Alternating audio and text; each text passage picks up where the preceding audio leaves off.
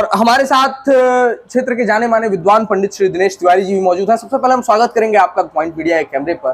और एक प्रश्न जो अक्सर कहीं नहीं पूछा जाता है, यज्ञ का आयोजन होता है, अक्सर यज्ञकर्ता और मुख्य यजमान से यही पूछा जाता है कि आयोजन में कितनी चुनौतियां हैं। मैं आपसे जानना चाहता हूं कि यज्ञ में आप लोग शामिल है और कहा जाता है कि मंत्रोच्चार में यदि हल्का सा भी हेरफेर हो जाए तो पूरे के पूरे यज्ञ का अर्थ बदल जाता है। ऐसे में आप लोगों के समक्ष कितनी चुनौतियां रहती हैं यज्ञ को संचालित कराने में? गुरु जी के आशीर्वाद से एक पतंजलि महाभाष्य है जी, उसमें एक श्लोक आता है, इंद्र शत्रु वर्धस्व, उसका वो है जी। और बताया गया है कि एक शब्द स्वरतो वर्णतो वा मिथ्या प्रयुक्तो नतमर्थमाह सवाग वज्रम यजमानम हिनस्ति यथेन्द्र शत्रु स्वरतो पराघात। वृत्रासुर का जो है वह मात्र हमारे यहाँ वैयाकरण में नियम है कि अर्धमात्रा लाघवे न पुत्र उत्तमम मन्यन्ते वैयाकरणा जी। जो वैयाकरण पढ़ते हैं, जितना पुत्र होने का उत्सव मनाया जाता है उतना यदि आधा मात्रा का और मंत्र जितना छोटा हो उतना ही कारगर होता है, लेकिन उसमें त्रुटि नहीं होनी चाहिए। आप कम कर सकते हैं, छोटा से छोटा एक शब्द में। हमारे यहीं सकतवा के एक कवि हैं, क्या उनका, बादशाह तिवारी प्रेमी, विष्णुदत्त तिवारी उनका नाम है, बादशाह तिवारी प्रेमी। वो एक इंटरव्यू ले रहे थे जी, और बताए कि इंटरव्यू में कम से कम शब्दों का प्रयोग करना पड़ेगा। तो भोजपुरी वाला एक इंटरव्यू करता जी गया और वह कहा कि हम कम से कम शब्दों में अपनी बात को रखेंगे। तो सब किसी ने संस्कृत में कहा कि आगंतुम शक्नोमि, और अंग्रेजी में आई कमिंग सर, लेकिन उससे जब पूछा गया तो वह कहा कम से कम में। ढुकी तो फट से उसका पास हो गया और उसको ढुका लिया गया और उसका बहाली हो गया।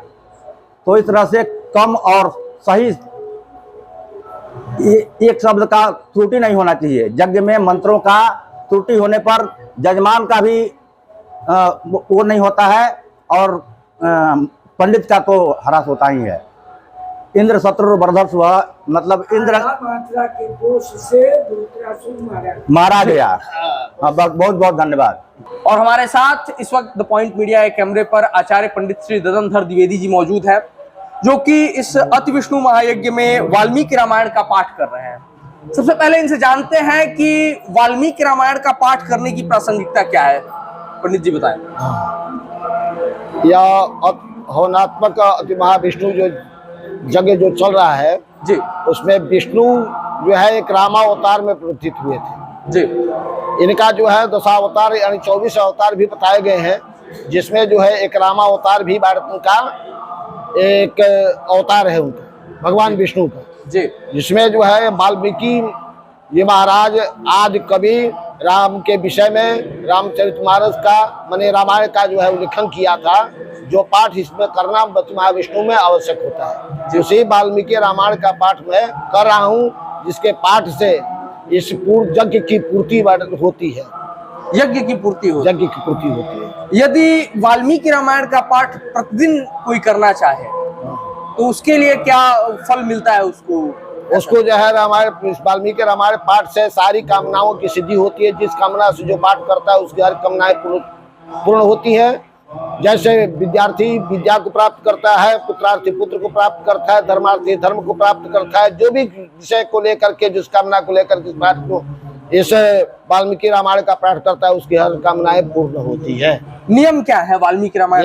नियम यह है कि इसका नवाह पारायण भी है, मास पारायण भी है और वर्ष पारायण भी है जी। सबके स्थल बनाए गए हैं, उसमें लिखा गया है कि कितने से कितना तक बाटतम नवाह पारायण में पढ़ा जाए और मास पारायण में कितने से कितना तक पढ़ा जाए और वर्ष पारायण में बाटतम कितने से कितने, सब वो लिखा गया है वाल्मीकि रामायण। हमारे चैनल के माध्यम से जो भी सनातन धर्मावलंबी आपको देख रहे हैं उन्हें आप क्या कहना चाहेंगे? उनसे यही कहना चाहते हैं कि वह भगवान विष्णु के को भक्त बने और उनके माध्यम से उनका पूजन करके उनकी आराधना करके अपनी कामनाओं की पूर्ति करें। चलिए, हमसे जुड़ने के लिए आपका बहुत बहुत धन्यवाद। हर हर महादेव।